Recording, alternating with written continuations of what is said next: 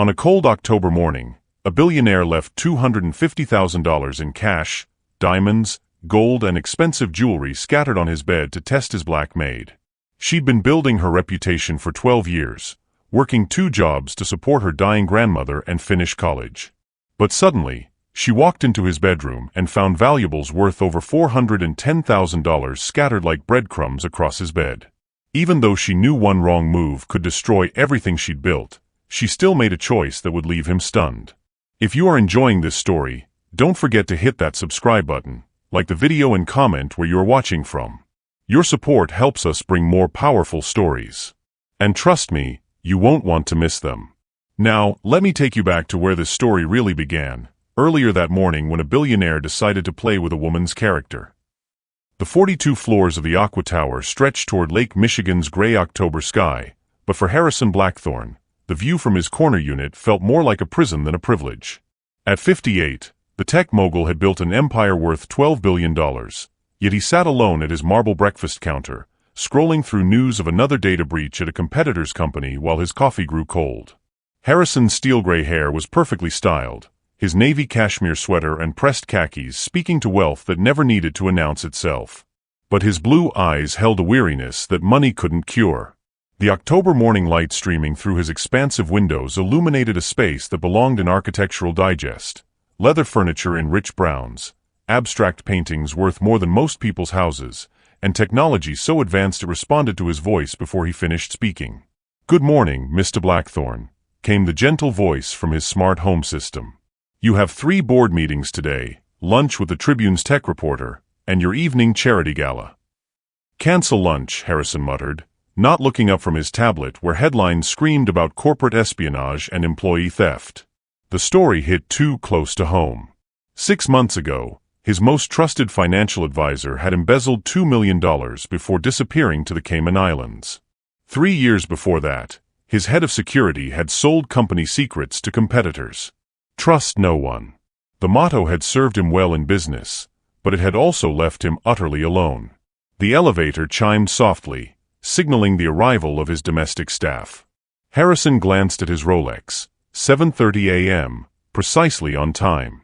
He'd hired Celestial Domestic Services 8 months ago after firing the previous company for what he suspected was theft, though he could never prove it.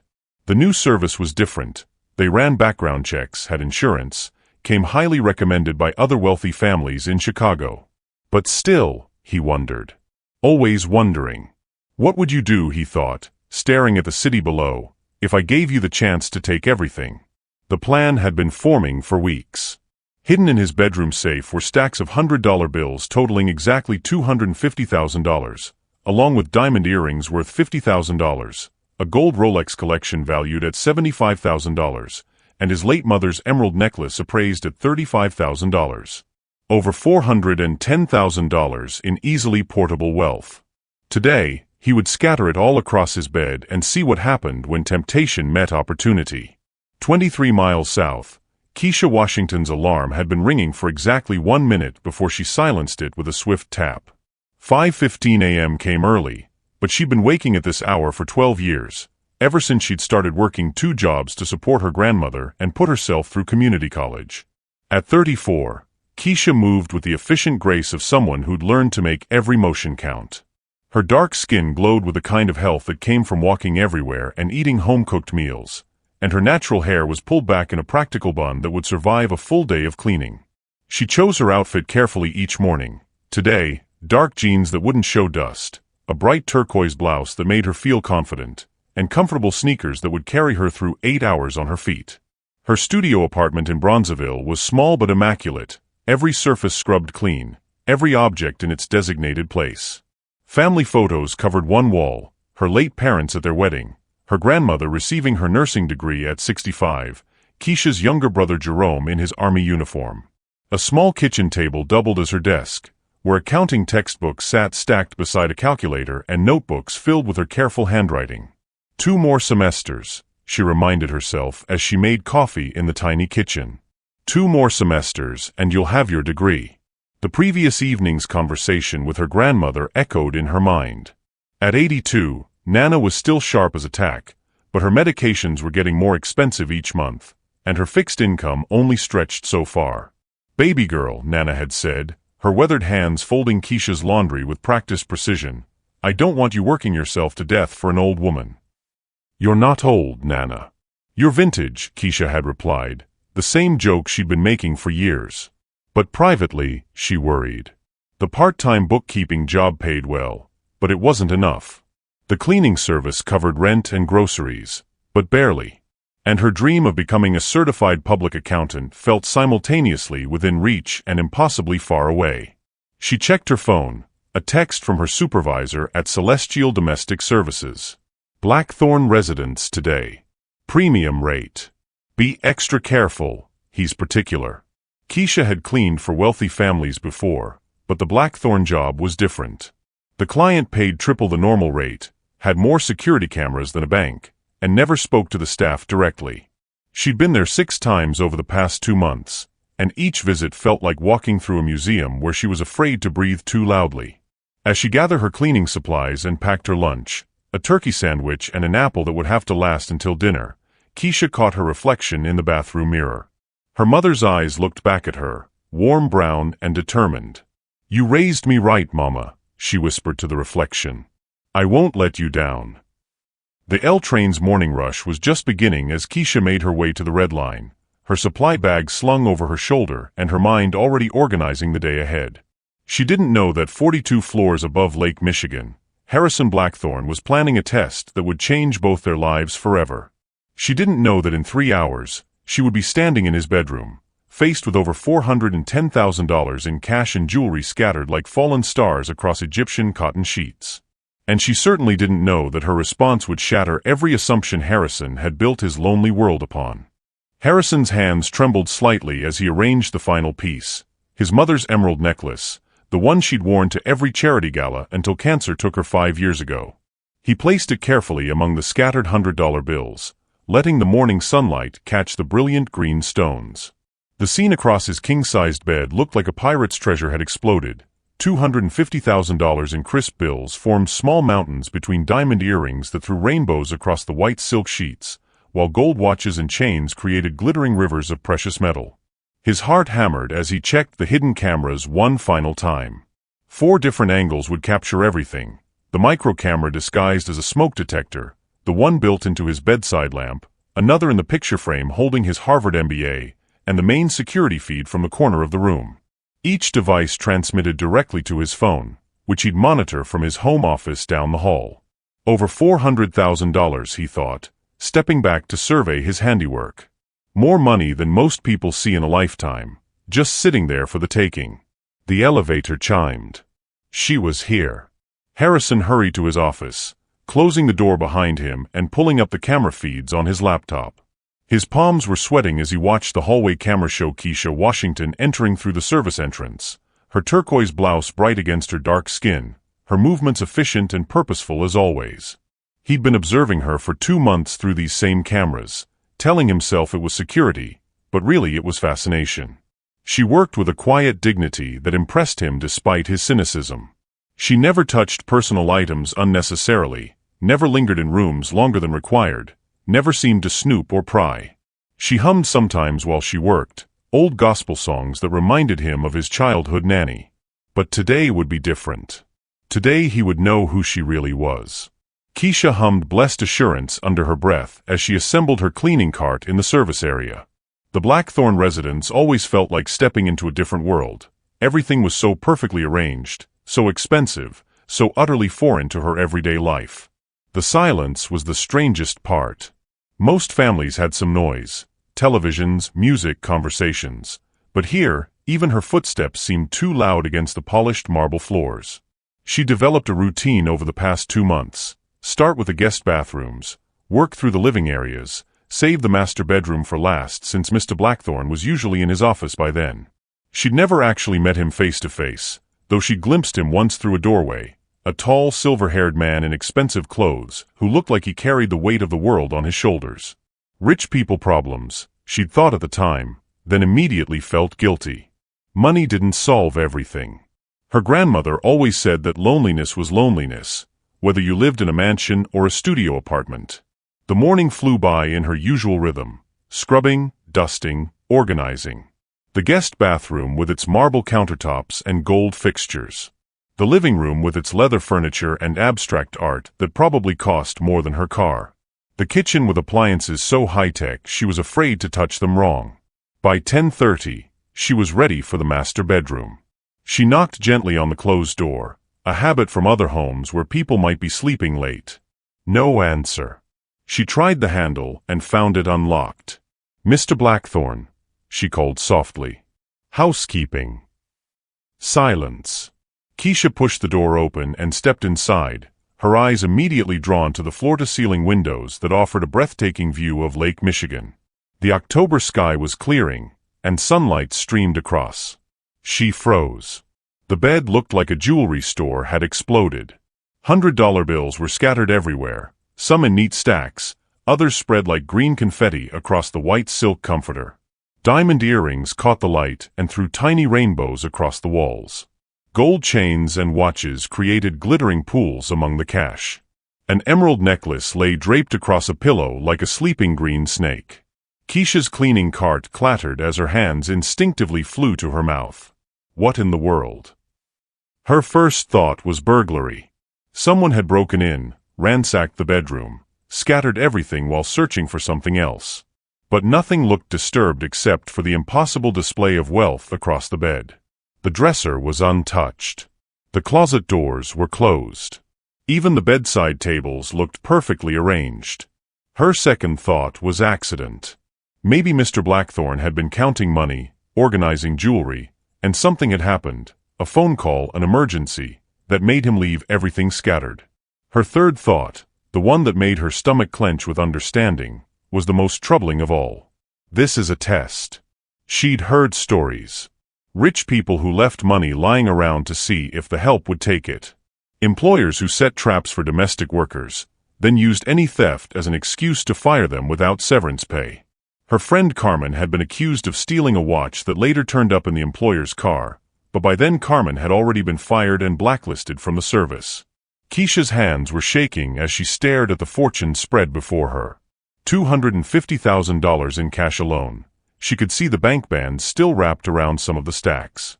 More money than she'd earn in 5 years.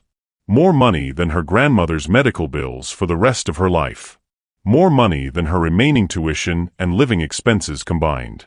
Her mother's voice echoed in her memory, "Baby girl, your character is what you do when nobody's watching." But somebody was watching. She could feel it, a prickling awareness between her shoulder blades. The smoke detector seemed to stare down at her. The picture frame on the dresser caught her attention. Was that a tiny lens reflecting the light? "He's testing me. He thinks I'm a thief." The realization hit her like a physical blow. After 2 months of careful, respectful work, after going above and beyond to make sure every surface gleamed, after being nothing but professional and courteous, he still saw her as a potential criminal. Because she was black. Because she was poor. Because she cleaned houses for a living. The familiar burn of injustice rose in her chest, the same feeling she'd carried since childhood when teachers assumed she wouldn't be college material, when store clerks followed her through aisles, when people crossed the street rather than walk past her on the sidewalk. Her hands clenched into fists. Harrison watched his laptop screen with the intensity of a hawk studying prey. He could see Kesha's face clearly in the camera feed, could watch every emotion play across her features as she discovered his test. First, shock. Her mouth fell open. Her hand flew to cover it.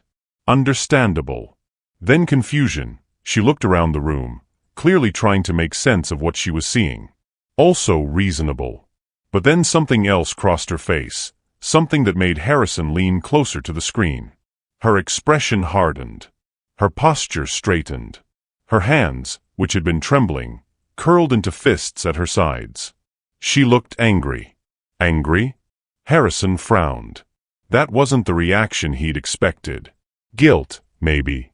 Temptation, certainly. Fear of being caught if she took something. But anger? He watched as she stood perfectly still for almost a full minute, staring at the scattered wealth. Her lips were moving. Was she talking to herself? Praying? Planning? Then she did something that made Harrison's blood run cold. She pulled out her phone. She's calling someone, he realized with a mixture of triumph and disappointment. An accomplice. Someone to help her carry it all away. All his worst suspicions were about to be confirmed. He turned up the audio feed, straining to hear her voice over the apartment's air circulation system. "Hello, is this the Chicago Police Department? I need to report what might be a burglary or something suspicious at my workplace." Harrison's hand froze over his phone. His heart stopped beating for what felt like a full minute. She was calling the police. On him. Tell me in the comments, have you ever been in a situation where someone tested your character without your knowledge? How did it make you feel? Drop your thoughts below and hit that subscribe button for more stories that will make you believe in the power of integrity. Harrison stared at his laptop screen in complete disbelief as Kesha's voice continued through the audio feed.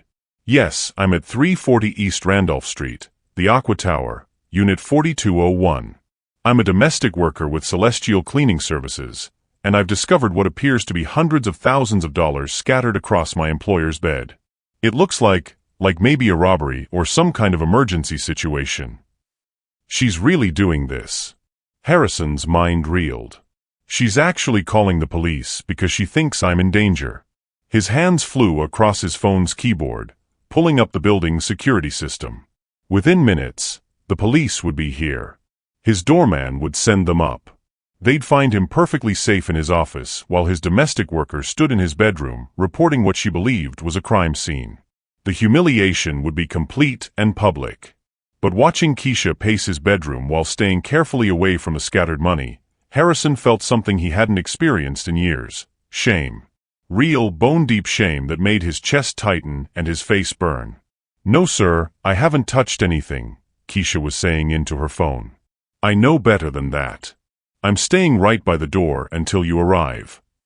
She ended the call and Harrison watched her lean against his bedroom wall, her eyes closed, her chest rising and falling with deep breaths. When she opened her eyes again, they were bright with unshed tears. "I know you're watching," she said quietly to the room. "I don't know why you did this, Mr. Blackthorne. I don't know what I did to make you think so little of me. But I hope you're getting a good show." The words hit Harrison like physical blows. She knew. She'd figured out the test, and instead of taking the money or simply walking away, she'd called the authorities because she genuinely believed he might be in danger. He buried his face in his hands. "What have I done?" Kesha pressed her back against the cool wall and fought to control her breathing. The hurt was worse than the anger now, a deep, aching disappointment that threatened to spill over in tears she refused to shed on camera. She'd been so careful, so professional. She'd even gone beyond her duties, organizing his medicine cabinet when she noticed his blood pressure medication was mixed in with vitamins, watering the plants that were clearly dying from neglect, leaving his favorite coffee pods in perfect rows because she'd noticed he always reached for the same brand. She'd started to care about this lonely, wealthy man she'd never met, creating small kindnesses in his space because the apartment felt so desperately empty despite all its luxury. And he'd repaid that care by treating her like a common thief. "Just breathe," she told herself. "The police will come, they'll realize what happened, and you can walk out of here with your dignity intact." But even as she thought it, fear crept in around the edges. What if the police didn't believe her? What if Mr. Blackthorne claimed she'd stolen something? What if this was all an elaborate setup to frame her for theft?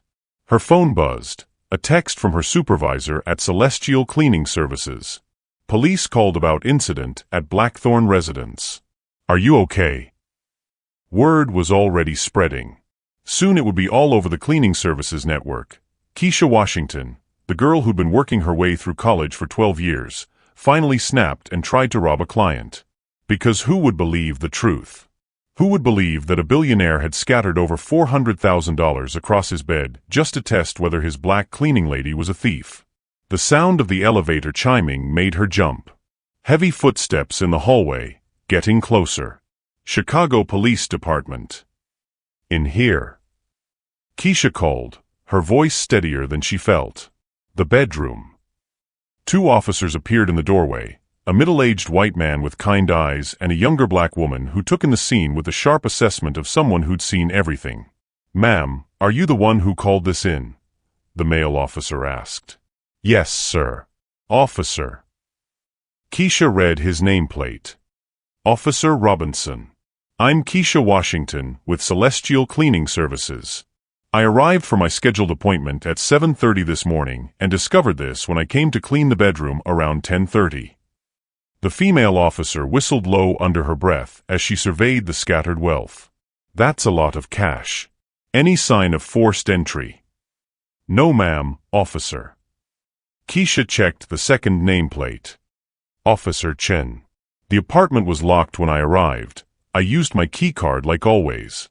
Nothing else seems disturbed. Officer Robinson was already on his radio. We're going to need to locate the resident and make sure he's safe. Ma'am, you said you work here regularly. Twice a week for the past 2 months. I've never seen anything like this before. Where's your employer now? Before Kesha could answer, a voice came from the doorway. I'm right here. Harrison stood in his bedroom doorway feeling like the worst kind of fool. He'd thrown on a dress shirt over his casual clothes, trying to look like he'd just returned from an early meeting, but the officer's sharp eyes took in every detail. His lack of coat, his house slippers, the fact that he was clearly already home when the call came in. Mr. Blackthorne. Officer Dukes stepped forward. Are you all right, sir? We received a report of a possible burglary. Harrison's eyes met Kesha's across the room. She stood perfectly straight, her chin raised with quiet dignity, but he could see the hurt in her dark eyes. The betrayal. The disappointment that cut deeper than any anger could have. I'm fine, he said quietly. There's been a misunderstanding. A misunderstanding? Officer Robinson gestured toward the bed. Sir, there's over $250,000 in cash scattered across your bedroom, plus what looks like significant jewelry. If this wasn't a burglary, can you explain what happened? The moment stretched out like an eternity. Harrison could feel all 3 sets of eyes on him, the officers waiting for an explanation, Kesha watching to see what lie he would tell. He could claim it was an accident. Say he'd been organizing his valuables when an urgent phone call pulled him away. Make up some story about a business emergency that would explain the mess and make the whole thing disappear into paperwork and police reports that would be forgotten by evening. But looking at Kesha's face, seeing the careful mask she wore to hide her pain, Harrison realized he was tired of lies. Tired of tests. Tired of living in a world where trust was something you set traps to discover instead of something you offered freely. Officers, he said slowly, I need to confess something. There was no burglary. I deliberately scattered these items across my bed. Officer Chen's eyebrows shot up. Deliberately? Why would you do that? Harrison's throat felt like sandpaper. I was testing Ms. Washington. I wanted to see what she would do if she found valuable items left unattended. The silence that followed was deafening. Officer Robinson looked disgusted. Officer Dukes shook her head slowly. And Kesha. Kesha closed her eyes as if she'd been slapped. Let me get this straight, Officer Robinson said, his voice carefully controlled. You set up an elaborate test to see if your employee would steal from you, and when she discovered what she thought was evidence of a crime, she immediately called police to report it and make sure you were safe? Yes, Harrison whispered. And you wasted police resources, city time, and traumatized your employee because you couldn't just trust her? Harrison had no answer for that. Officer Dukes turned to Kesha. Ma'am, I'm very sorry this happened to you. You did exactly the right thing calling us. Kesha nodded, but didn't speak. Harrison could see her hands trembling slightly. Mr. Blackthorne, Officer Robinson continued, while what you did isn't technically illegal, it's certainly unethical. You've wasted police time with a false report. I didn't file the report, Harrison said quickly. Ms. Washington did, because she was concerned for my safety. Which makes this even worse, Officer Dukes interjected. This woman was worried about you, tried to help you, and you were treating her like a suspect in your twisted little experiment. The officer's words hit like physical blows, but they were nothing compared to the look on Kesha's face when she finally opened her eyes. The hurt had transformed into something harder, more final. Am I free to go? She asked quietly. Of course, Officer Robinson said gently. Again, we're sorry you were put through this. Kesha nodded and walked toward the door, carefully stepping around the scattered money without looking at any of it. She paused beside Harrison, and for a moment he thought she might say something. Instead, she looked at him with an expression of profound disappointment that cut deeper than any words could have. Then she was gone, her footsteps echoing down the marble hallway until the elevator doors closed with a soft chime.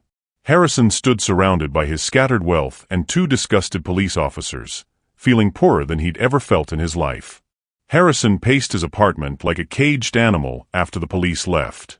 The scattered money and jewelry still lay across his bed, a monument to his stupidity that he couldn't bring himself to clean up. Every time he looked at it, Kesha's face flashed in his mind. The moment she realized what he'd done, the careful dignity with which she'd walked away, the disappointment in her eyes that had cut him deeper than any accusation. His phone had been ringing non-stop. First, the head of Celestial Cleaning Services, demanding an explanation for why police had been called to one of their client sites.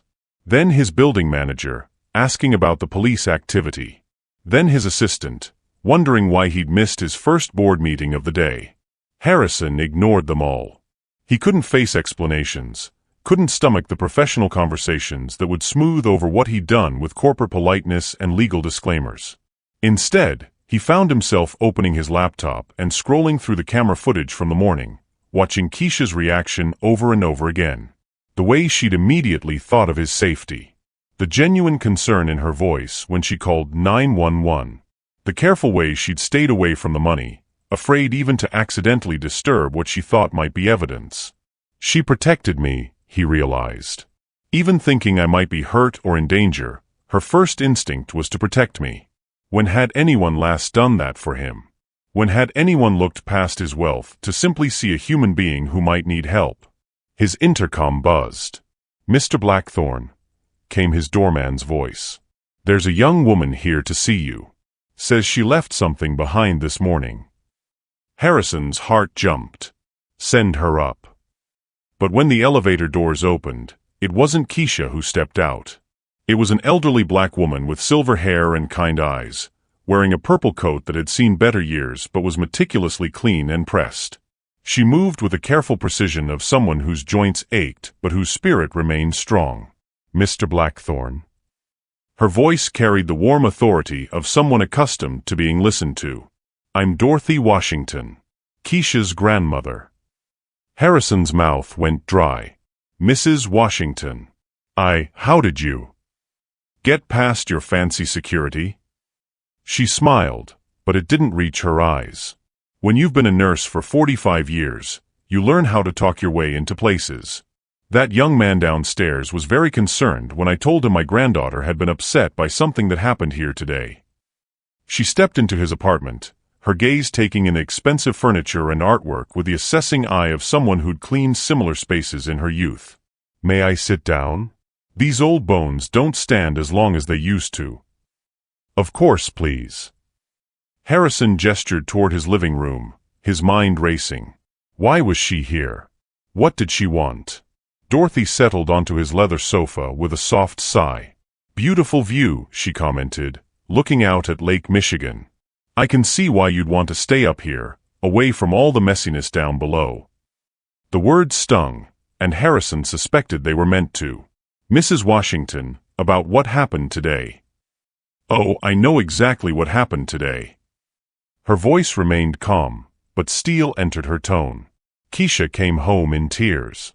Told me the whole story. How you scattered money around like breadcrumbs to see if the poor black girl would take some." Harrison flinched. "It wasn't. I didn't think of it that way." "How did you think of it?" Dorothy's eyes pinned him in place. "You've been watching my granddaughter work for 2 months. Has she ever given you reason to doubt her character?" "No," Harrison admitted quietly. "Has she ever been anything but professional, respectful, and thorough in her work?" "No." "Then why?" Dorothy leaned forward, and Harrison could see where Kesha had gotten her inner strength. "Why would you assume she was a thief?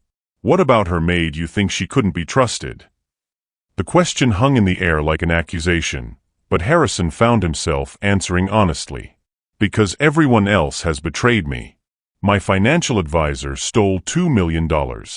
My head of security sold my business secrets. My ex-wife married me for my money and left when she found someone richer.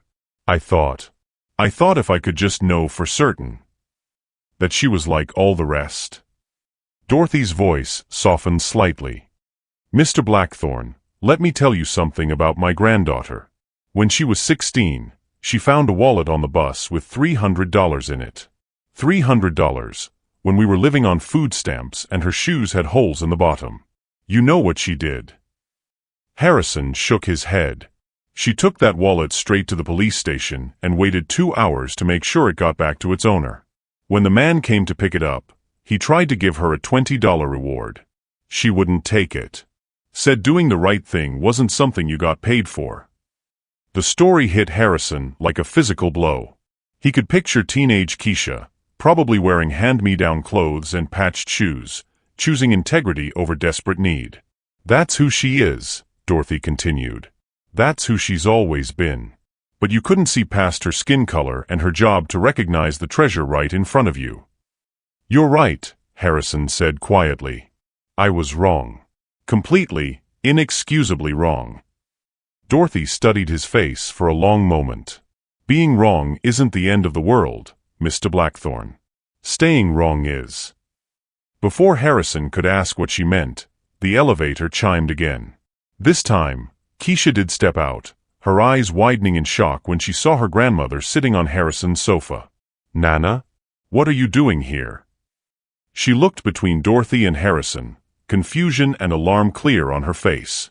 I came to get your cleaning supplies, Dorothy said calmly. You left them behind in your hurry to get out of here. You could have called the service. They would have picked them up. Kesha's voice was tight with embarrassment. You didn't need to come here. Yes, I did. Dorothy stood slowly, her knees creaking audibly. Mr. Blackthorne has something he needs to say to you. Harrison looked at Kesha, seeing her properly for the first time.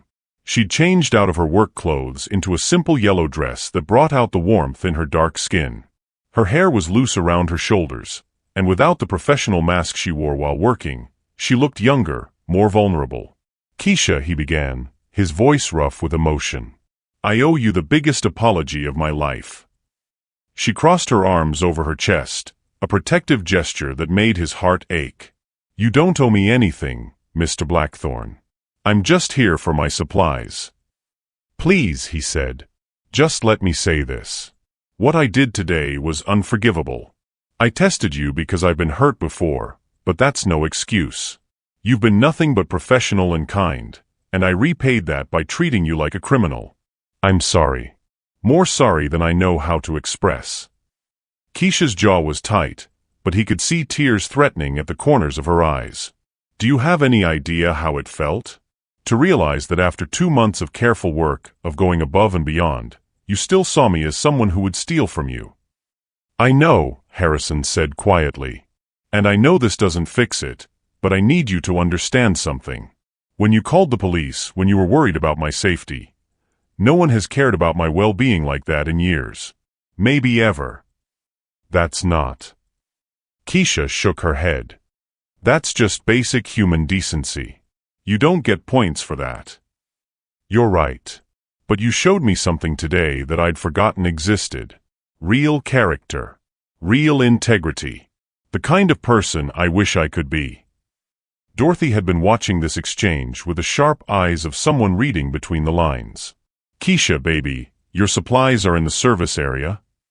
Yes, Nana, but... Mr. Blackthorne, would you mind helping an old woman retrieve her granddaughter's things? These hallways are longer than they look. It was clearly a setup, a way to force them to spend more time together, but Harrison found himself nodding. Of course. The walk to the service area was awkward, filled with the weight of everything unsaid. But as they gathered Kesha's cleaning supplies, the careful organization of her cart, the quality products she used despite working for a company that provided cheaper alternatives, Harrison began to see evidence of the care she'd been putting into her work. You buy your own supplies, he observed, noting the premium glass cleaner and wood polish. The company stuff isn't very good, Kesha said quietly. I like to do things right. The plant's in my living room. They look healthier than when I bought them."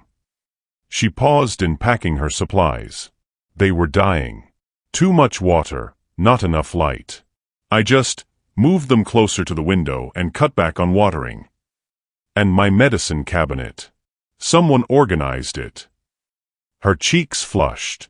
"I noticed your blood pressure medication was mixed in with vitamins.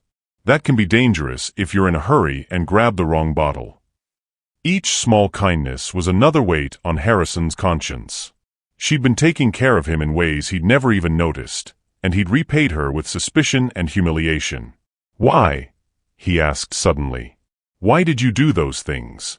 They weren't part of your job." Kesha was quiet for so long he thought she wouldn't answer. Then, "Because you seemed lonely. Because your apartment is beautiful, but it feels empty. Because I thought maybe if someone cared about the small things, you might feel a little less alone." The words broke something open in Harrison's chest. "And I thanked you by treating you like a thief." "Yes," she said simply. "You did." They stood there in the service area, surrounded by cleaning supplies and the weight of his mistakes, while Dorothy waited in the living room with the patience of someone who understood that some conversations couldn't be rushed. The silence in the service area stretched between them like a chasm. Kesha methodically packed her supplies while Harrison stood watching, both of them aware that Dorothy was waiting in the living room, probably timing this conversation to the second. "There's something else I need to tell you," Harrison said quietly. "About why I did what I did." Kesha didn't look up from her cleaning cart. "You don't owe me your life story, Mr. Blackthorne." "Maybe not. But I think you deserve to understand that this wasn't really about you. It was about me being a coward." Despite herself, Kesha paused in her packing. Something in his voice, a rawness she'd never heard before, made her look up. Harrison was staring at the floor, his hands shoved deep in his pockets.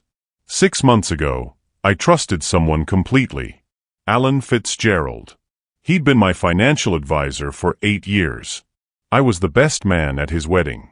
His kids called me Uncle Harry." The pain in his voice was unmistakable. Kesha found herself listening despite her anger. "He had access to everything. My personal accounts, my business funds, my mother's trust. I never questioned a single transaction because I trusted him like a brother." Harrison's laugh was bitter. He stole $2 million over the course of 3 years. Small amounts, carefully hidden, invested in his own ventures. When I finally discovered it, he was already on a plane to the Cayman Islands. "I'm sorry that happened to you," Kesha said quietly. "But that doesn't.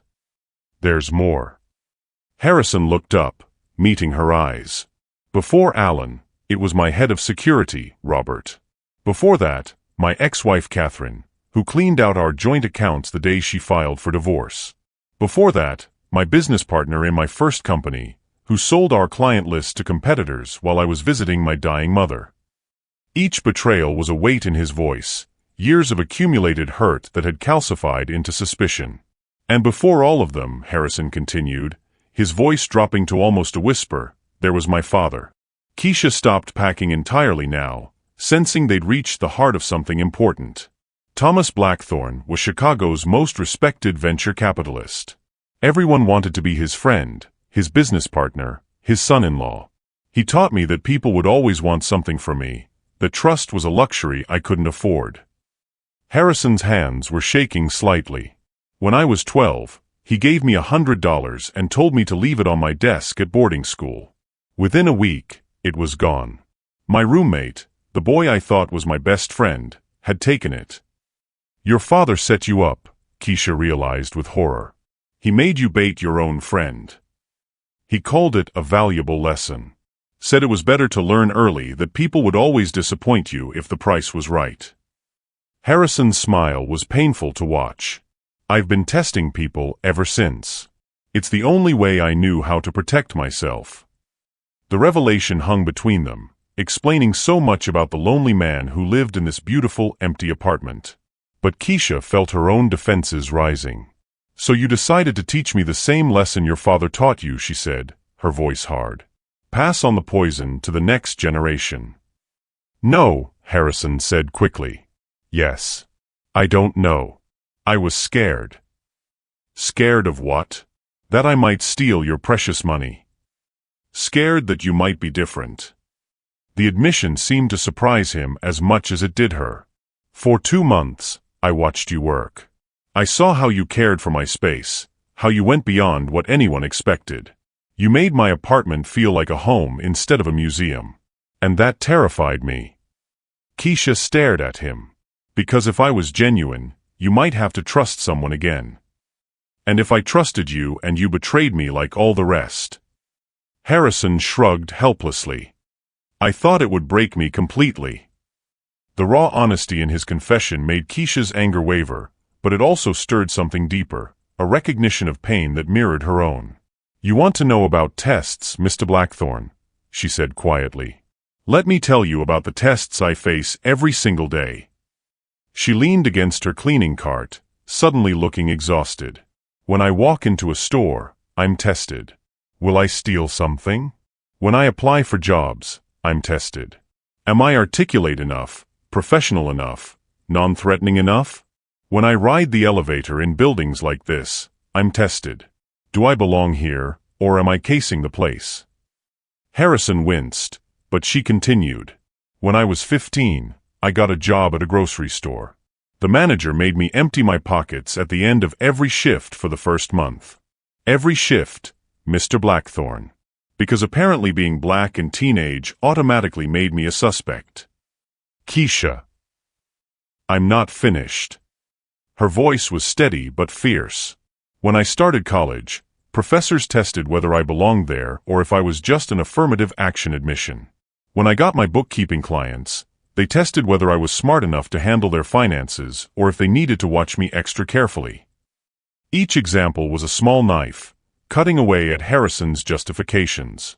So when I walked into your bedroom this morning and saw that money scattered everywhere, I knew exactly what it was. Another test. Another assumption that because of who I am and where I come from, I must be lacking in character. The pain in her voice was overwhelming. Harrison wanted to reach out to her, but the distance between them felt insurmountable. But here's the difference between us, Kesha continued. Every test I've faced has made me more determined to prove my worth. Your tests have made you afraid to see anyone's worth at all. The truth of it hit Harrison like a physical blow. You're right. I'm sorry. I'm so sorry. Sorry doesn't fix this, Kesha said, but her voice had lost some of its edge. Sorry doesn't change the fact that you looked at me and saw a potential thief instead of a human being who was trying to care for you. No, it doesn't, Harrison agreed. But maybe it's a start. They were interrupted by Dorothy's voice from the living room. You two about finished back there? These old ears are picking up some important conversation. Despite everything, Kesha almost smiled. Nana has selective hearing. She can't hear me when I tell her to take her blood pressure medication, but she can hear a whispered conversation from 3 rooms away. She came here for you, Harrison observed. Took on building security and a billionaire to protect her granddaughter. She's been protecting me my whole life. Kesha's voice softened with love. When my parents died in a car accident when I was 8, she took me in without question. Worked double shifts as a nurse to keep us afloat. Went back to school herself at 65 to get her degree because she said I needed to see that it was never too late to better yourself. She sounds remarkable. She is. She's the strongest person I know. Kesha paused. She's also dying. The words fell between them like stones. What? Pancreatic cancer. Diagnosed 3 months ago. Kesha's composure finally cracked, tears spilling over despite her efforts to contain them. The doctors say she has maybe 6 months if the treatments work. Less if they don't. Harrison felt the world shift around him. Oh, Kesha. I'm so sorry. The treatments are experimental. Insurance won't cover them. That's why I work 2 jobs, why I've been taking every extra shift I can get. I need $20,000 for the first round of treatments. She wiped her eyes with the back of her hand. $20,000 that might buy her a few more months to see me graduate, to see me become something more than just another girl from the South Side who cleans houses.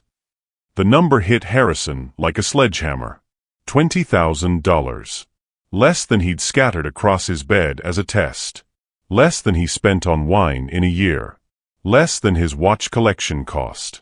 An amount that was nothing to him, but everything to her. Kesha. Don't. She held up a hand, reading his expression. Don't you dare offer me money now. Not after what happened today. I won't be your charity case, your way of buying forgiveness. That's not.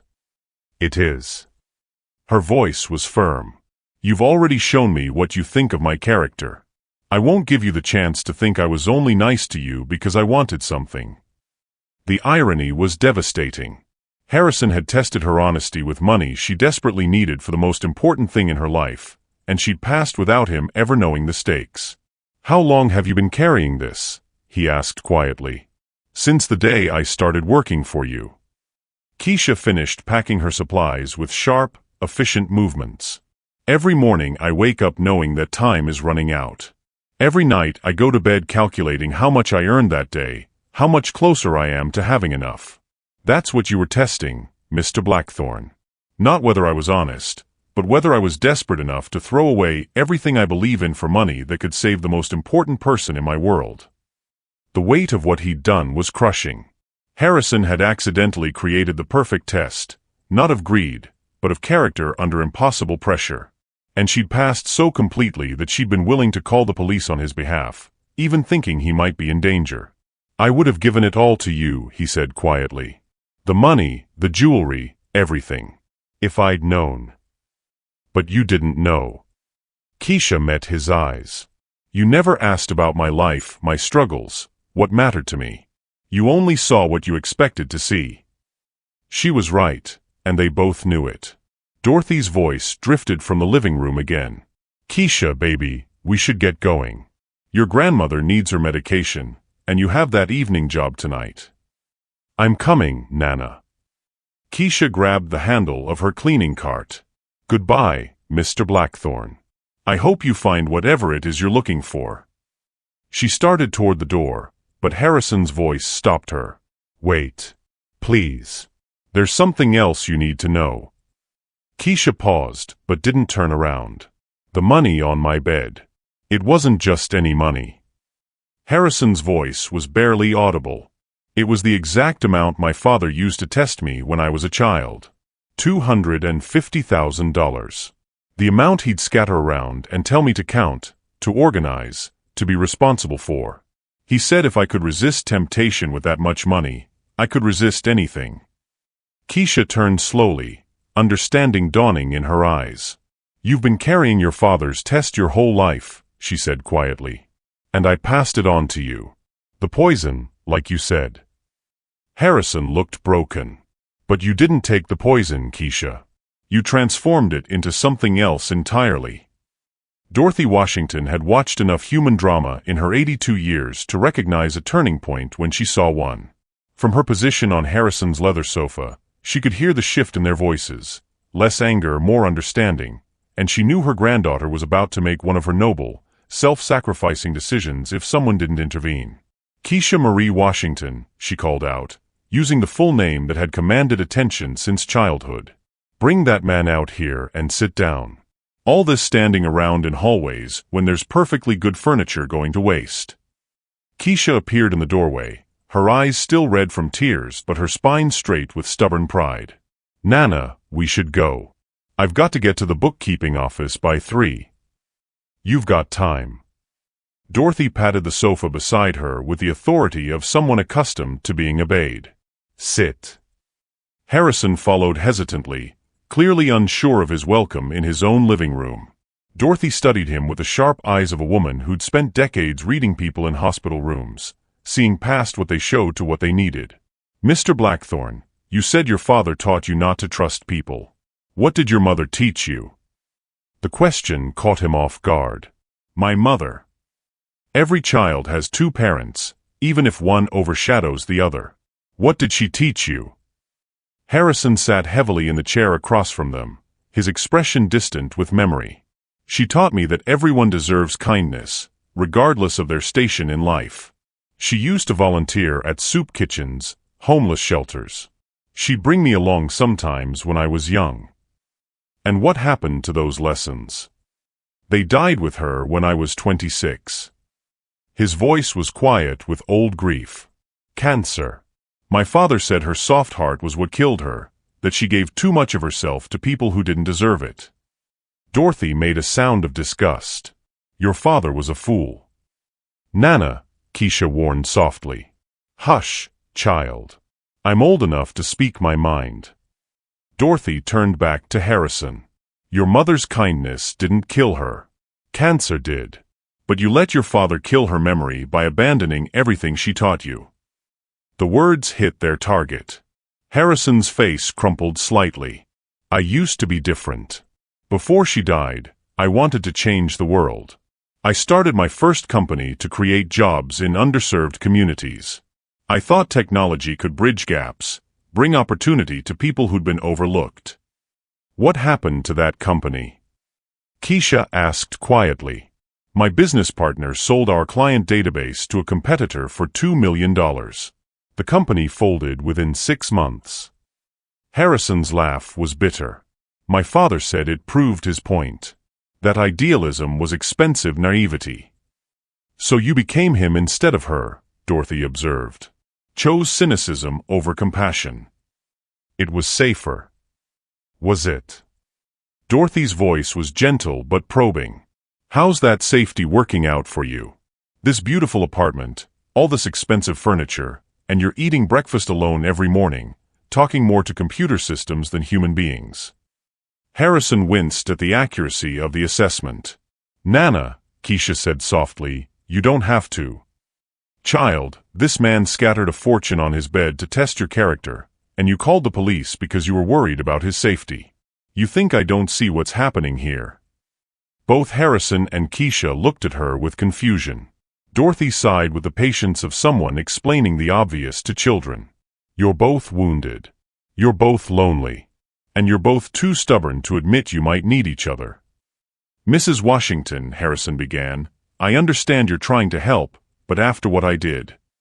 What you did was wrong, Dorothy cut him off. But it came from pain, not malice. And what my granddaughter did in response tells me everything I need to know about both of your characters. She turned to Kesha. Baby girl, when was the last time anyone worried about your well-being the way you worried about his today? Kesha opened her mouth to protest, then closed it, her brow furrowing in thought. That's what I thought. Dorothy's voice softened. You've been taking care of everyone else for so long, you've forgotten what it feels like to be cared for. And you, she continued, pointing at Harrison, when was the last time someone went out of their way to make your space feel like home? When was the last time someone noticed you were lonely and tried to fix it without being asked? Harrison thought about the plants Kesha had repositioned, the medication she'd organized, the small kindnesses he'd never acknowledged. You've been caring for each other without realizing it, Dorothy said simply. The question is, what are you going to do about it now? The silence that followed was different from before, less hostile, more contemplative. Outside the windows, Lake Michigan sparkled in the afternoon sun, and somewhere far below, the city continued its relentless pace while 3 people sat in a living room trying to figure out how broken hearts might begin to heal. I don't know how to trust again, Harrison admitted quietly. Every time I've tried, I've been hurt. And I don't know how to let someone help me, Kesha said, her voice barely audible. Every time I've needed help, I've had to earn it or prove I deserved it. Maybe, Dorothy said gently, you can learn together. She stood slowly, her joints protesting audibly. I'm going to make some coffee in that fancy kitchen of yours, Mr. Blackthorne. These old bones need caffeine, and you two need some time to talk without me hovering. Nana, you don't have to. Child, I've been making coffee since before you were born. I think I can handle some buttons and switches. Dorothy made her way toward the kitchen, then paused. Kesha, show him the picture. What picture? Harrison asked after Dorothy disappeared around the corner. Kesha hesitated, then reached into her purse and pulled out her phone. After scrolling for a moment, She handed it to him silently. The photo showed a small, tidy apartment with mismatched furniture and warm lighting. Dorothy sat in a worn armchair, wearing a bright pink headwrap and laughing at something off camera. The joy in her face was infectious, even through the phone screen. "This was last Sunday," Kesha said softly. "She was telling me about the time she accidentally walked into the wrong hospital room and ended up helping deliver a baby. She's got a million stories like that. Times she helped people, made them laugh, made their worst days a little better." Harrison studied the photo, seeing not just Dorothy's radiant smile, but the careful way the small space had been arranged. Every object had purpose. Every surface spoke of love and attention. "She looks happy," he said. "She is. Even now, even with the cancer, she finds reasons to laugh every day." Kesha's voice caught slightly. "She says worry is borrowed trouble, and she's too old to be in debt to tomorrow. But you're worrying enough for both of you. Someone has to." Kesha took her phone back, looking at the photo once more before putting it away. "She raised me to believe that family takes care of family, no matter what." "What about friends?" Harrison asked quietly. "Do friends take care of friends?" Kesha looked at him sharply. "We're not friends, Mr. Blackthorne. We're employer and employee. Or we were. Are we?" He leaned forward, his elbows on his knees. "Because friends are honest with each other, even when it's uncomfortable. And you've been more honest with me today than anyone has been in years." I was angry. "You were real. Do you know how rare that is in my world? Everyone tells me what they think I want to hear, what will keep the money flowing, what will maintain the business relationship." Harrison's voice grew stronger. "But you told me the truth about who I am and what I did. You called me out on my cowardice." "I was hurt," Kesha corrected. "There's a difference." "Is there?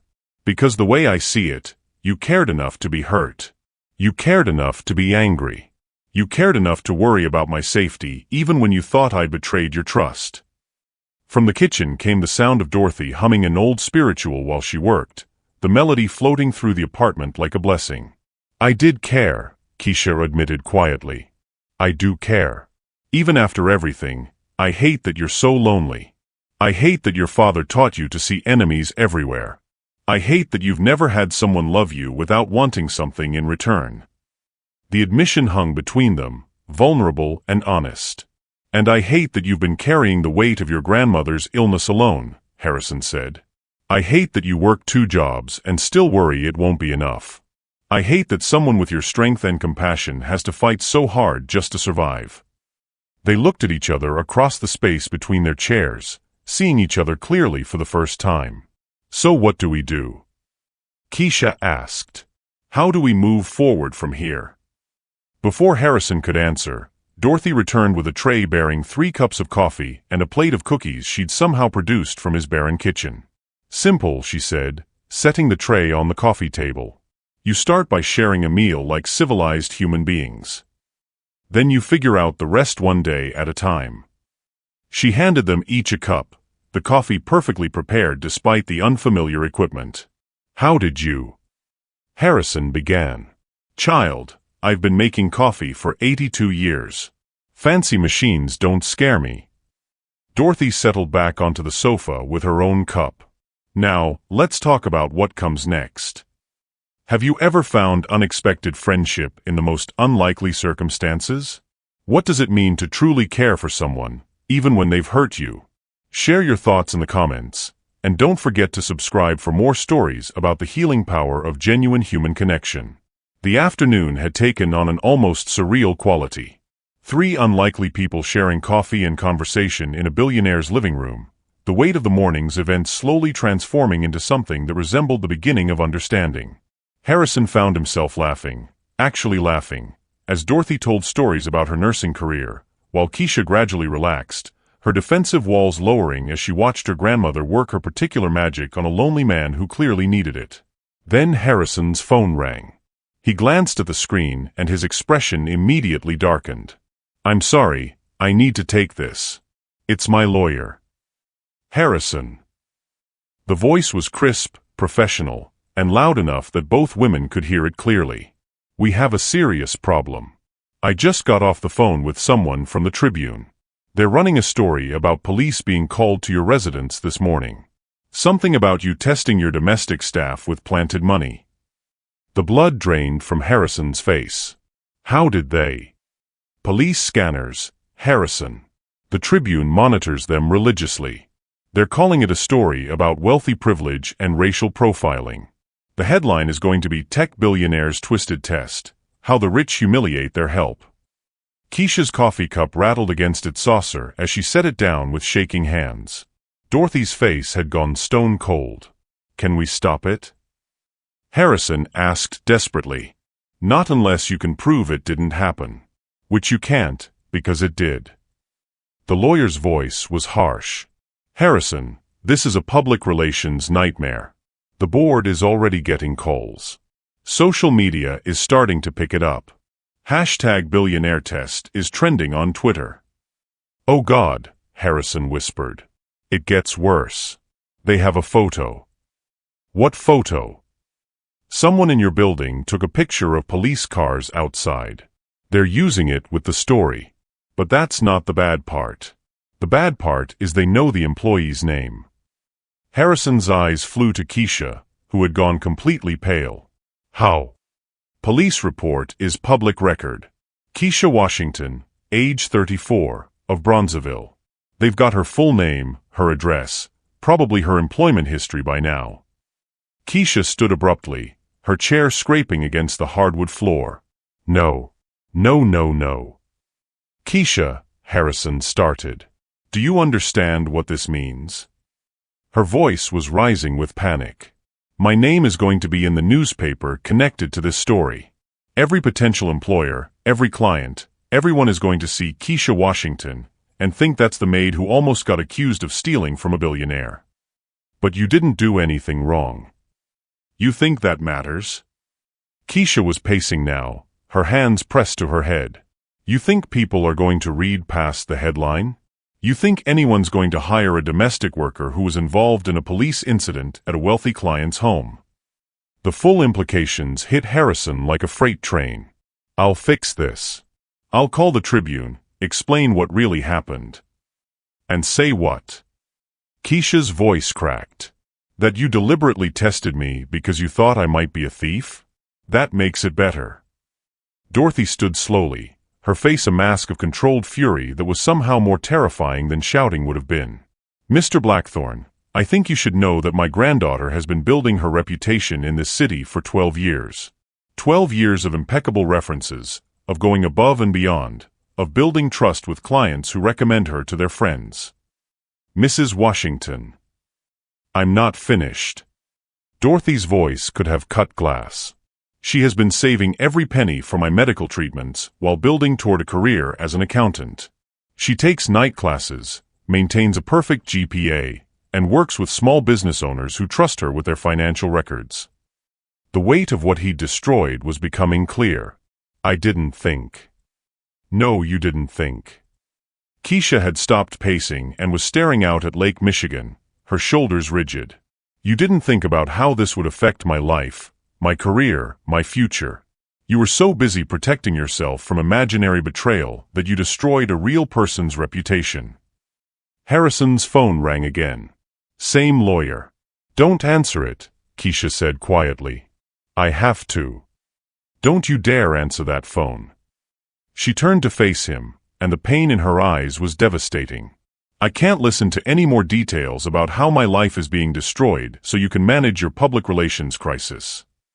But Harrison was already answering. "Yes. It's getting worse. Social media has picked up the story. #Black Maid test is trending now. There are calls for boycotts of your companies. The charity gala tonight, the organizers are asking if you're still planning to attend." Kesha made a sound like she'd been struck.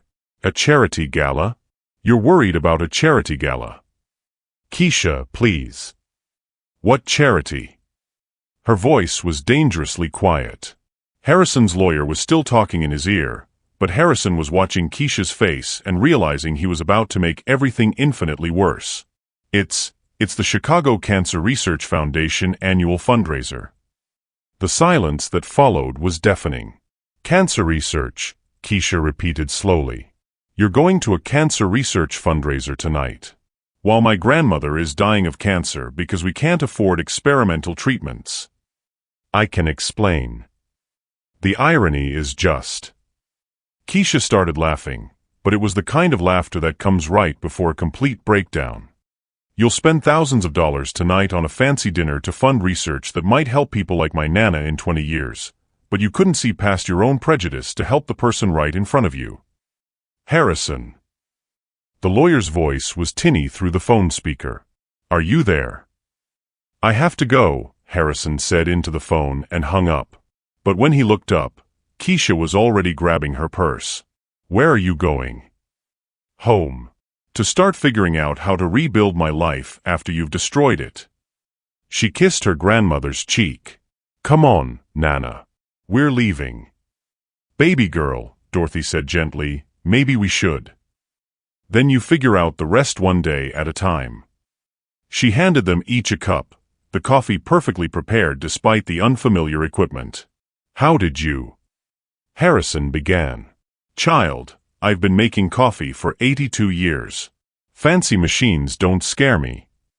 Dorothy settled back onto the sofa with her own cup. Now, let's talk about what comes next. Have you ever found unexpected friendship in the most unlikely circumstances? What does it mean to truly care for someone, even when they've hurt you? Share your thoughts in the comments, and don't forget to subscribe for more stories about the healing power of genuine human connection. The afternoon had taken on an almost surreal quality. 3 unlikely people sharing coffee and conversation in a billionaire's living room, the weight of the morning's events slowly transforming into something that resembled the beginning of understanding. Harrison found himself laughing, actually laughing, as Dorothy told stories about her nursing career, while Kesha gradually relaxed, her defensive walls lowering as she watched her grandmother work her particular magic on a lonely man who clearly needed it. Then Harrison's phone rang. He glanced at the screen and his expression immediately darkened. I'm sorry, I need to take this. It's my lawyer. Harrison. The voice was crisp, professional, and loud enough that both women could hear it clearly. We have a serious problem. I just got off the phone with someone from the Tribune. They're running a story about police being called to your residence this morning. Something about you testing your domestic staff with planted money.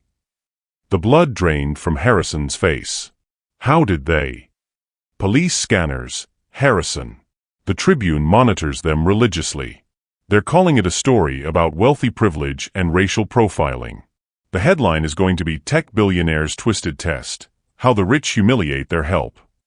Kesha's coffee cup rattled against its saucer as she set it down with shaking hands. Dorothy's face had gone stone cold. Can we stop it? Harrison asked desperately. Not unless you can prove it didn't happen. Which you can't, because it did. The lawyer's voice was harsh. Harrison, this is a public relations nightmare. The board is already getting calls. Social media is starting to pick it up. #Billionaire Test is trending on Twitter. Oh God, Harrison whispered. It gets worse. They have a photo. What photo? Someone in your building took a picture of police cars outside. They're using it with the story. But that's not the bad part. The bad part is they know the employee's name. Harrison's eyes flew to Kesha, who had gone completely pale. How? Police report is public record. Kesha Washington, age 34, of Bronzeville. They've got her full name, her address, probably her employment history by now. Kesha stood abruptly, her chair scraping against the hardwood floor. No. No, no, no. Kesha, Harrison started. Do you understand what this means? Her voice was rising with panic. My name is going to be in the newspaper connected to this story. Every potential employer, every client, everyone is going to see Kesha Washington and think that's the maid who almost got accused of stealing from a billionaire. But you didn't do anything wrong. You think that matters? Kesha was pacing now, her hands pressed to her head.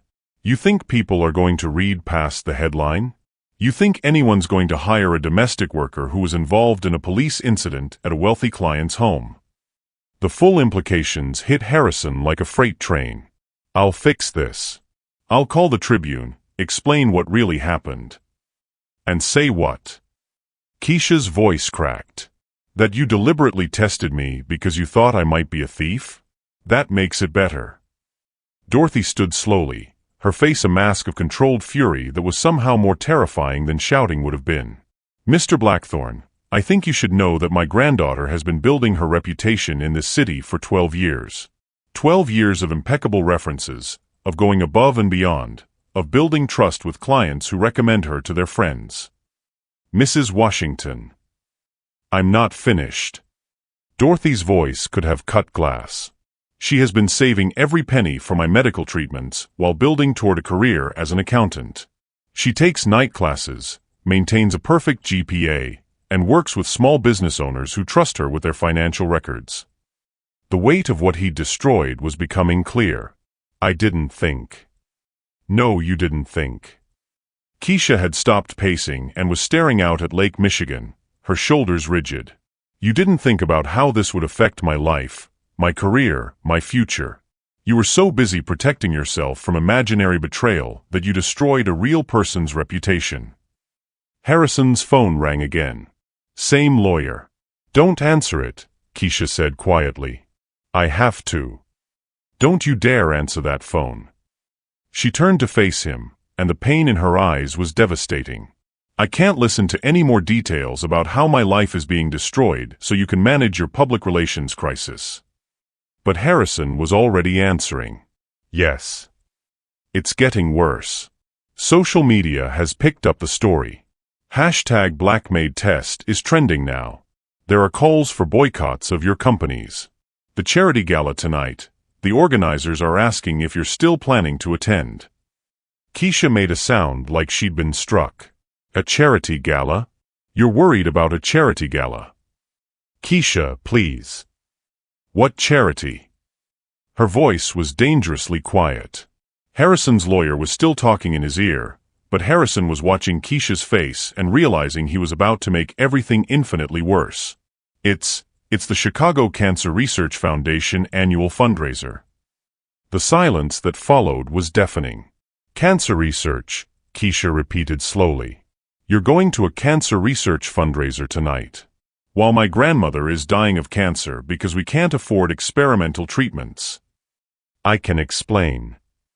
The irony is just. Kesha started laughing, but it was the kind of laughter that comes right before a complete breakdown. You'll spend thousands of dollars tonight on a fancy dinner to fund research that might help people like my Nana in 20 years, but you couldn't see past your own prejudice to help the person right in front of you. Harrison. The lawyer's voice was tinny through the phone speaker. Are you there? I have to go, Harrison said into the phone and hung up. But when he looked up, Kesha was already grabbing her purse. Where are you going? Home. To start figuring out how to rebuild my life after you've destroyed it. She kissed her grandmother's cheek. Come on, Nana. We're leaving. Baby girl, Dorothy said gently, maybe we should. I looked her up. Kesha Washington has a 4.0 GPA in accounting at City College. She's been on the dean's list for 3 years. She volunteers at a literacy program on weekends. This man destroyed the reputation of someone who's been nothing but excellent her entire life. Harrison's hands were shaking as he read it. 4.0 GPA. Dean's list.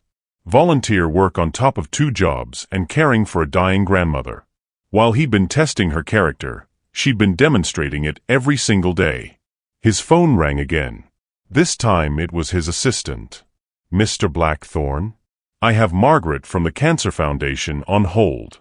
She wants to know if you're planning to make your usual donation tonight. The pledge amount is $50,000 for the research fund. $50,000. More than twice what Kesha needed for her grandmother's treatments. Sir? Are you there? Harrison closed his eyes, and suddenly he could hear his mother's voice from 30 years ago. The measure of a man isn't how much he can accumulate, Harry. It's how much he's willing to give when it matters most. For the first time in decades, he knew exactly what she would want him to do. "Cancel the donation," he said quietly. "Sir. Cancel the donation to the Cancer Foundation. And get me the contact information for every major news outlet that's covering this story. I want to schedule interviews for tomorrow morning. Mr. Blackthorne, your publicist strongly advises against giving interviews right now. Fire the publicist. And call my lawyer. I need him to draft something for me tonight." Harrison ended the call and walked back toward the gala, but instead of rejoining the party, he headed for the exit. He had work to do, and for the first time in years, it wasn't work designed to protect himself. It was work designed to protect someone else. Kesha hadn't slept. She'd spent the night watching her phone buzz with notifications as her name spread across the internet, each share and comment another nail in the coffin of her reputation. Her grandmother had finally fallen asleep around 3 a.m., exhausted from trying to comfort her, but Kesha had remained wide awake, staring at the ceiling and trying to figure out how to rebuild a life that had been destroyed in a single afternoon. The worst part wasn't the strangers commenting on her situation. It was the silence from people she knew. No calls from her bookkeeping clients. No texts from other women in the cleaning service. Even her night school classmates hadn't reached out. In the court of public opinion, she'd already been tried and found guilty of something. Being in the wrong place at the wrong time. Being black and poor and naive enough to think a wealthy man might actually see her as human. Her phone rang, jarring her from her thoughts. Unknown number. "Hello. Ms. Washington? This is Jennifer Martinez from Channel 7 News. I was wondering if you'd be willing to give an interview about what happened yesterday at Harrison Blackthorne's residence." Kesha's stomach lurched. No, I don't want to. We're prepared to offer compensation for your time. This story is generating significant interest, and we'd like to hear your side." "My side." Kesha's voice cracked. "There are no sides. A man thought I was a thief, he tested me, and now my name is ruined. What more is there to say?" "Well, Mr. Blackthorne is giving interviews today. Starting at 8 a.m. with Good Morning America, then CNN, then local affiliates. We thought you might want to respond." The phone slipped from Kesha's hand, clattering to the floor. Harrison was going on television. National television. To talk about her, about what happened, to spin the story in whatever way would save his reputation. She scrambled to pick up the phone. "Ms. Washington? Are you there?" What is he saying?" "I don't know yet. The interviews haven't aired. But his people put out a statement an hour ago saying he takes full responsibility for his actions and wants to make things right." "Make things right," Kesha repeated hollowly. "How do you make something like this right?" She hung up before the reporter could answer, but the phone immediately rang again. Another unknown number. Then another. By 6:30 a.m., she'd received calls from 5 different news outlets, all wanting her comment on Harrison Blackthorne's media blitz. Dorothy shuffled out of the bedroom in her robe and slippers, looking older than her 82 years. "Baby girl, you need to eat something." "I can't, Nana. My stomach." Kesha gestured helplessly at her phone, which was buzzing again. What are all these calls? Reporters. "Harrison is giving interviews today. About me. About what happened." Dorothy's face hardened. "Turn off that phone." "But what if?" "Turn it off. Right now." Dorothy's voice carried the authority of someone who'd survived 8 decades of crises. "Whatever he's going to say, you hearing about it from reporters isn't going to help anyone."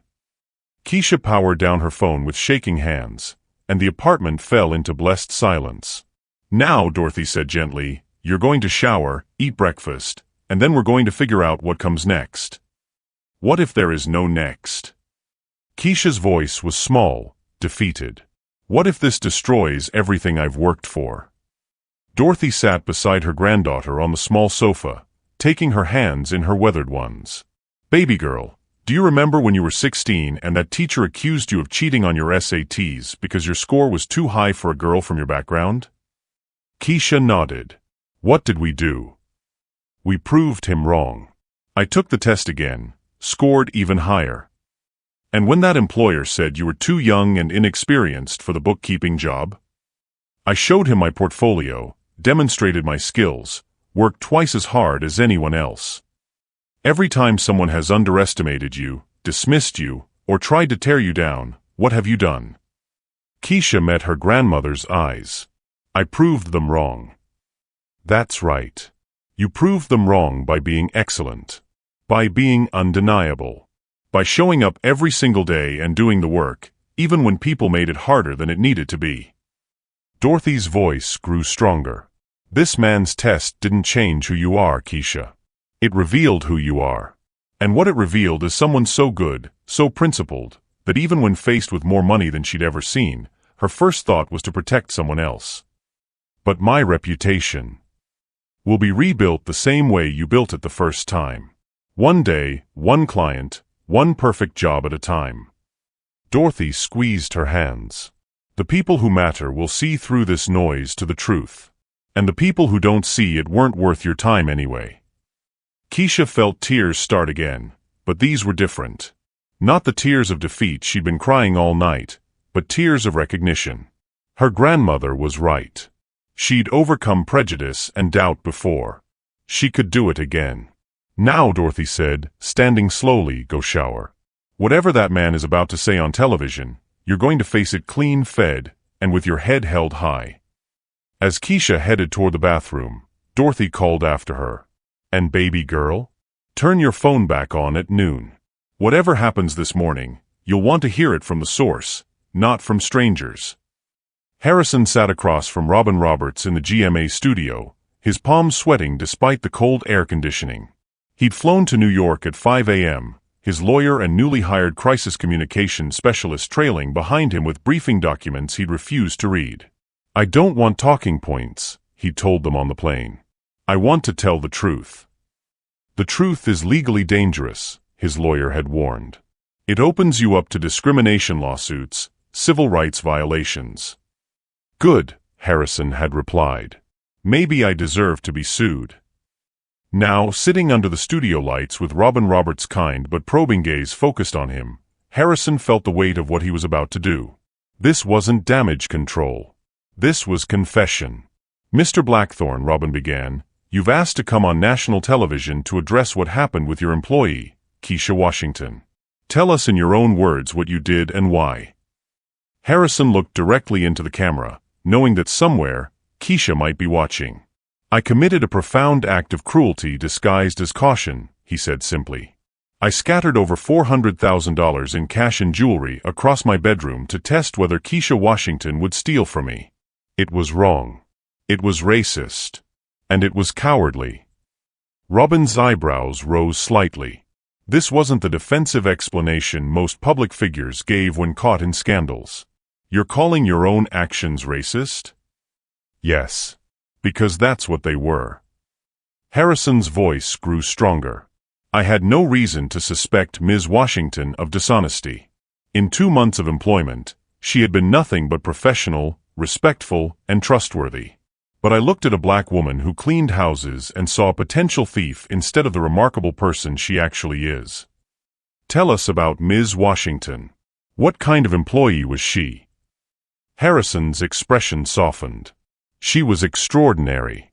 She went far beyond her job requirements, organizing my medication when she noticed it was mixed up, repositioning plants that were dying, creating small kindnesses throughout my home.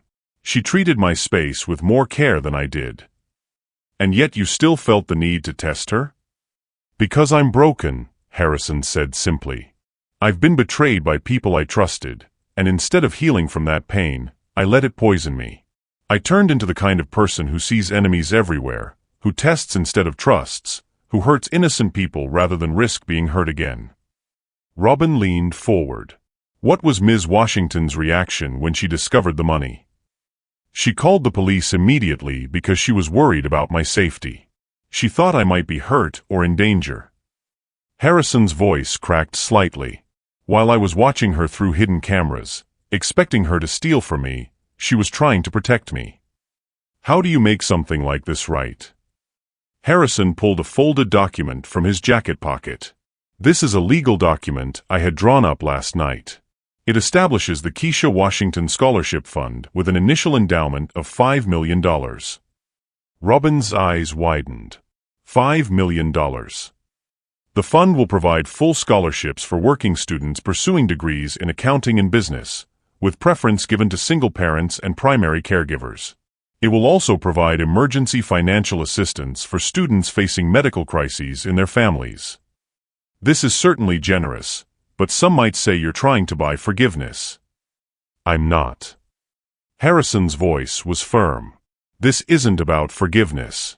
This is about acknowledging that Kesha Washington represents everything I should aspire to be, someone who works tirelessly for her goals, who maintains her integrity under impossible pressure, who thinks of others before herself even when she's been wronged. He looked directly into the camera again. Ms. Washington, if you're watching this, I want you to know that this scholarship fund isn't charity. It's recognition. Recognition of the excellence you've demonstrated every day, recognition of the strength you've shown in the face of my cruelty, and recognition that the world needs more people like you and fewer people like who I've become. Robin was quiet for a moment. What's next for you, Mr. Blackthorne? I'm stepping down from active leadership of my companies. I'm liquidating a significant portion of my assets to fund organizations that fight workplace discrimination and support working families. And I'm entering therapy to address the trauma and prejudice that led me to hurt an innocent person. And Ms. Washington?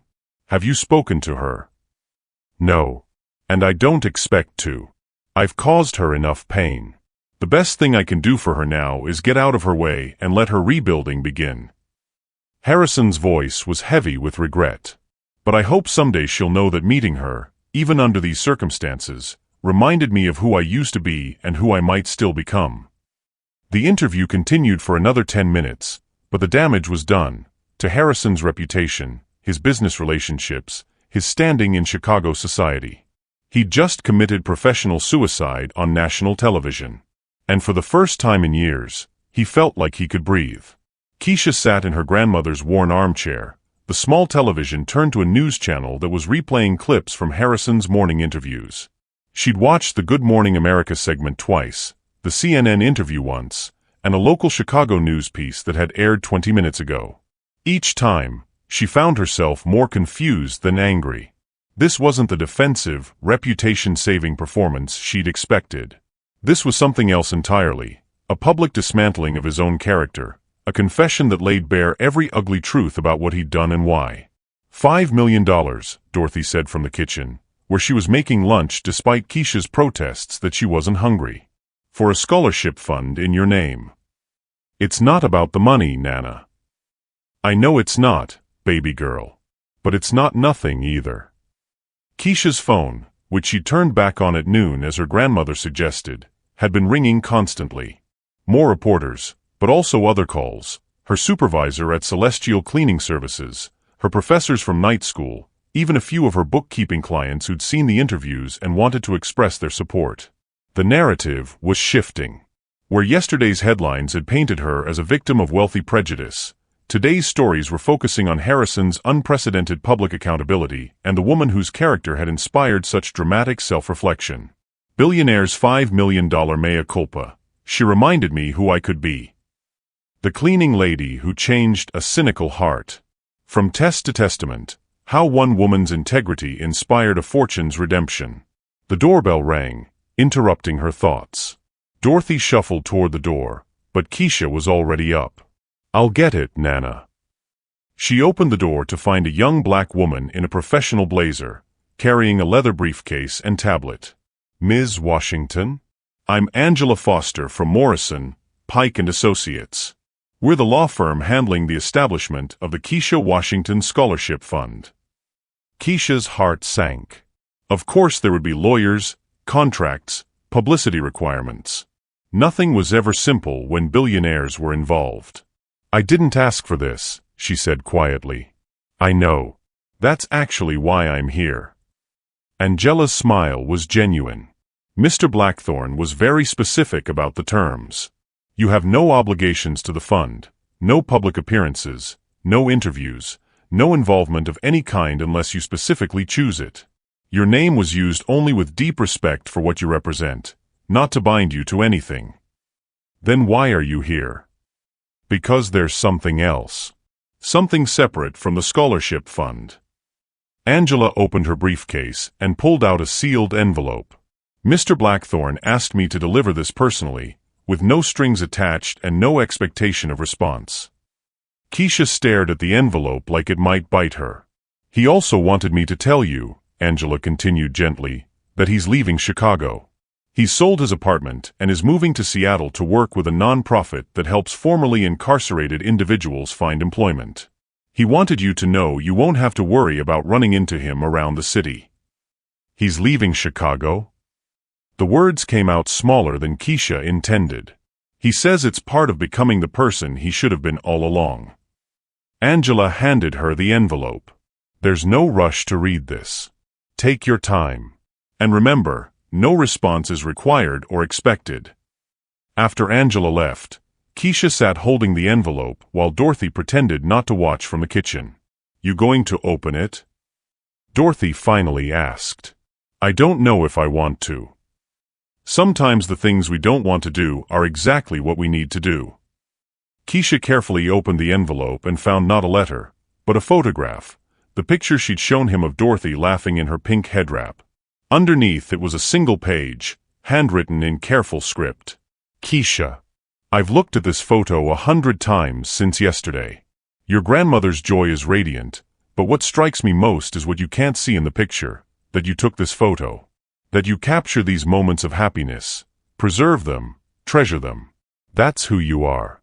Someone who sees light in the world and holds on to it.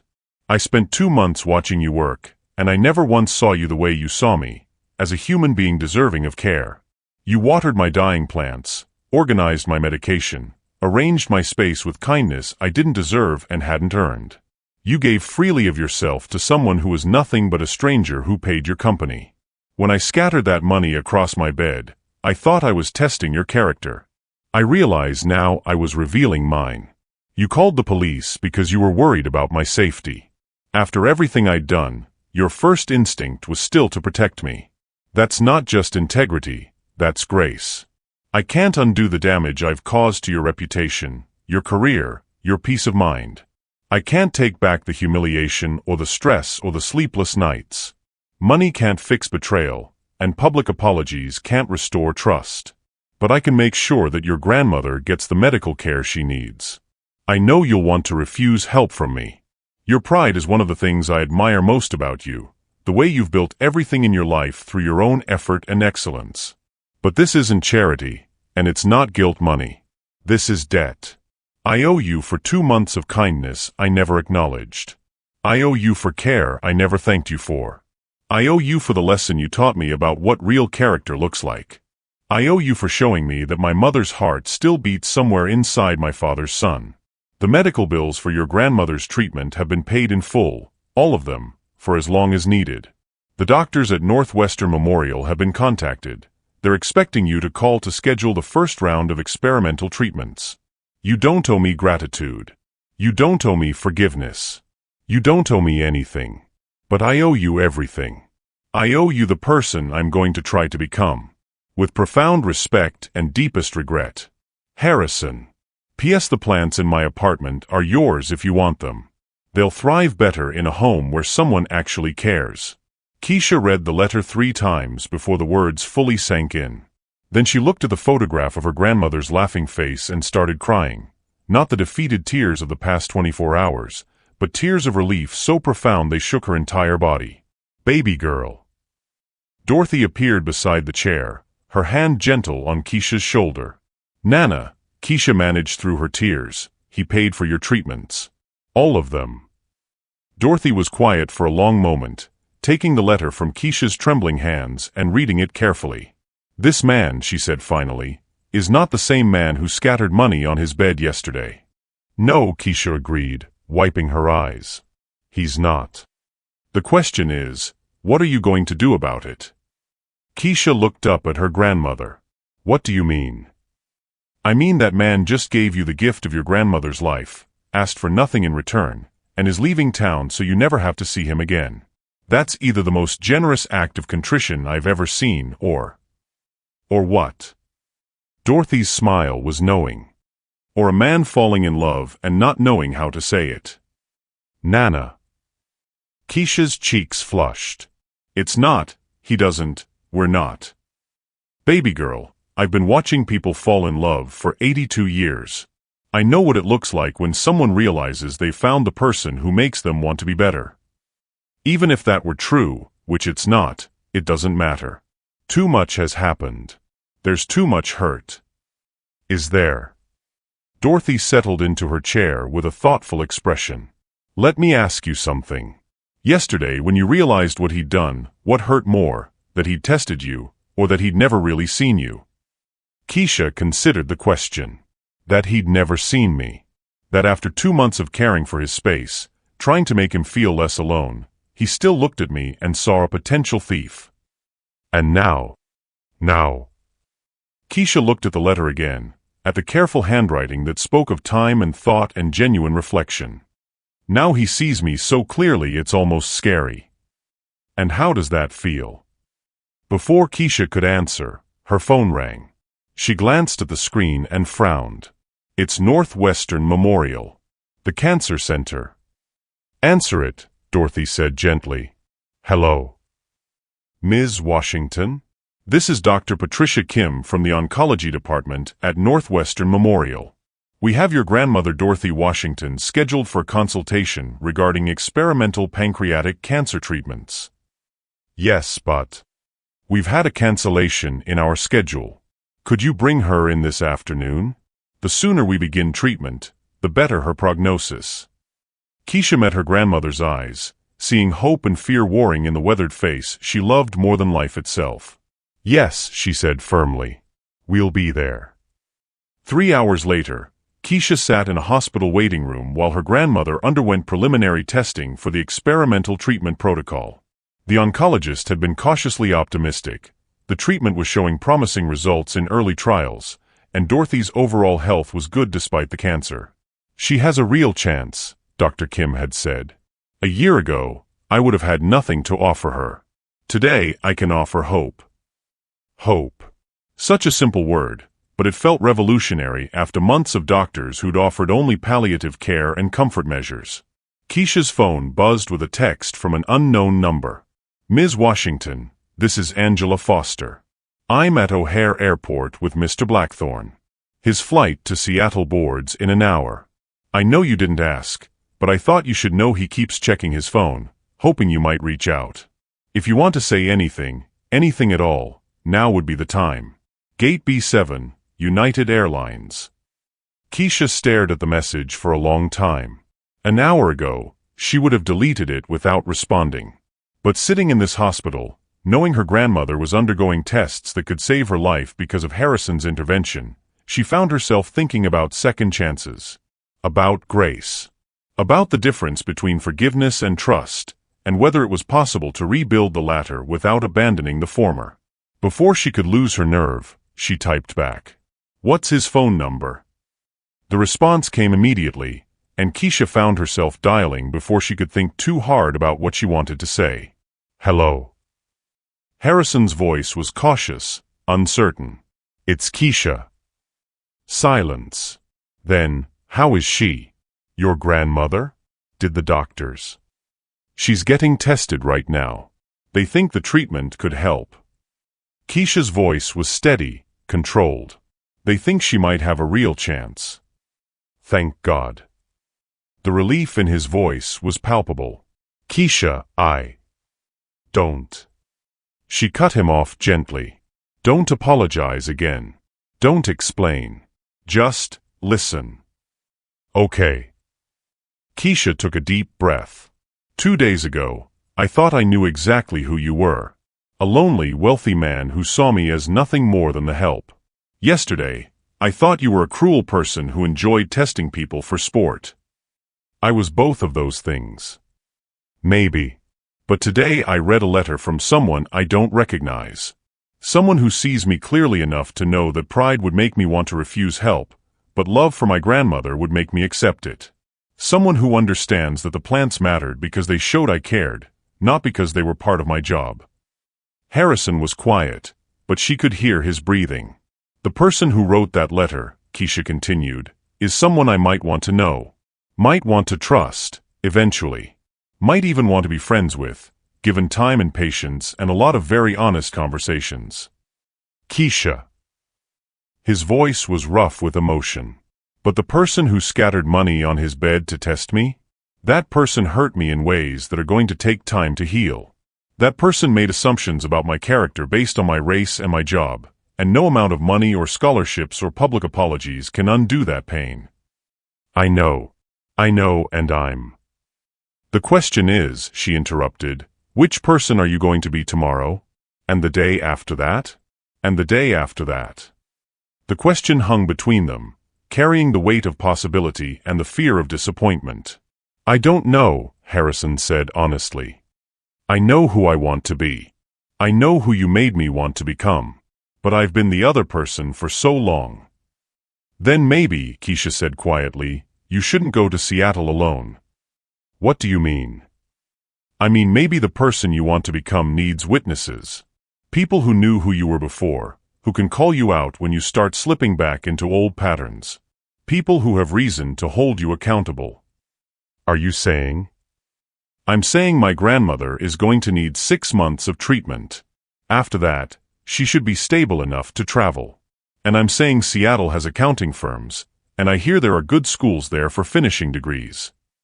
The silence stretched so long that Kesha thought the call might have dropped.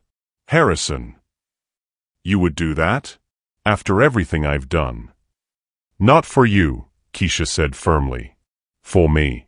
Because running away from what happened doesn't heal it. Because I want to see if the person who wrote that letter is real, or if he was just a beautiful fiction you created to make yourself feel better. And if he's real? Kesha smiled, thinking of her grandmother's words about second chances and the power of witnessing someone's transformation. Then maybe we'll become the kind of friends who tell each other hard truths and help each other be better. Maybe we'll build something based on mutual respect instead of tests and assumptions. And if he's not real? If I disappoint you again? Then I'll have learned something important about forgiveness, and you'll have learned something important about consequences. Either way, we'll both be wiser. Harrison was quiet for another long moment. There's something else, he said finally. Something I didn't put in the letter because I wasn't sure it was my place to say. What? When I watched you call the police, when I saw you worried about my safety even after discovering what I'd done, I realized I was falling in love with someone whose character was everything mine wasn't. Someone who responded to cruelty with compassion, to suspicion with care, to betrayal with grace. Kesha's breath caught. Harrison. I'm not asking you to love me back, he said quickly. I'm not asking for anything. I just needed you to know that what I felt wasn't pity or guilt or some savior complex. It was recognition. Like my heart finally remembered what it was supposed to be looking for.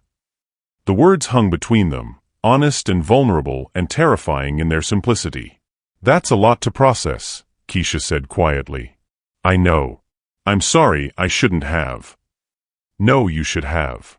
Because if we're going to try to be friends, real friends, we need to be honest about what we're feeling. All of it. Even the complicated parts. So what happens now? Kesha looked through the waiting room window at the Chicago skyline, the city lights beginning to twinkle in the gathering dusk. Now you get on your plane to Seattle. You start your new job, find an apartment, begin therapy, become the person you want to be. And in 6 months, when Nana's treatments are finished, maybe we'll join you. Maybe we'll see if the friendship we're both hoping for is possible. 6 months, Harrison repeated. 6 months. No calls, no texts, no checking up on us. Use the time to prove to yourself that you can change without an audience, without external motivation. If you can become a better man for yourself, then maybe you can be a better friend to me. And after 6 months? After 6 months, we'll see. Maybe we'll discover that some bridges can be rebuilt stronger than they were before. Maybe we'll find out that love, friendship love, family love, maybe even romantic love, isn't about testing each other's character. What's it about? Kesha smiled, thinking of her grandmother's radiant laughter, of the plants Harrison had noticed her caring for, of the unexpected ways people could surprise each other when given the chance. It's about seeing each other clearly and choosing to stay anyway. It's about building something together that's stronger than what either of us could create alone. The boarding announcement echoed in the background of Harrison's call. "That's my flight," he said. "Then go." And Harrison. "Yes. Thank you. For seeing me. For saving her. For becoming someone worthy of a second chance. Thank you for giving me one." After she hung up, Kesha sat in the hospital waiting room and thought about the strange winding path that had brought her to this moment. 48 hours ago, she'd been a cleaning lady worried about paying for her grandmother's medical care. Now she was a woman whose name was associated with integrity, whose story had inspired a scholarship fund, whose grandmother had real hope for recovery. And maybe, just maybe, she was someone on the verge of a friendship that could teach them both what it meant to love without limits or conditions. Dorothy emerged from the testing area with Dr. Kim, both women smiling. "The preliminary results look very promising," Dr. Kim said. "We can start the first treatment cycle on Monday." As Kesha hugged her grandmother, breathing in the familiar scent of lavender and strength, she felt something she hadn't experienced in months, genuine hope for the future. "How did it go, baby girl?" Dorothy asked quietly. "Did you call him?" "I did." "And?" Kesha smiled, looking out at the city lights of Chicago, the place that had tested her character in ways she'd never imagined but had ultimately revealed strengths she didn't know she possessed. "And we're going to see what happens when two broken people decide to heal together instead of apart." Dorothy squeezed her hand. "Now that sounds like a love story worth waiting for." The morning rain had stopped by the time Kesha and Dorothy stepped off the plane at Seattle-Tacoma International Airport. 6 months of experimental treatment had worked better than anyone had dared hope. Dorothy's cancer was in remission, her energy was returning, and her doctors had cleared her for travel and a new adventure. Kesha had finished her accounting degree with a perfect 4.0 GPA, her final semester funded by the scholarship that bore her name.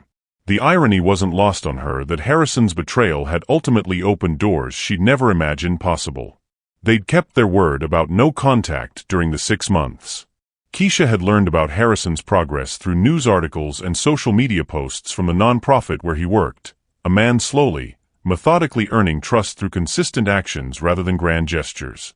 Now, standing in the baggage claim area with their suitcases and their entire life packed into boxes being shipped separately, Kesha felt nervous for the first time since making this decision. "There he is," Dorothy said quietly.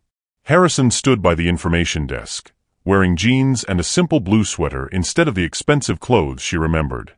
His hair was a little longer, his face more relaxed, and when he saw them, his smile was tentative but genuine.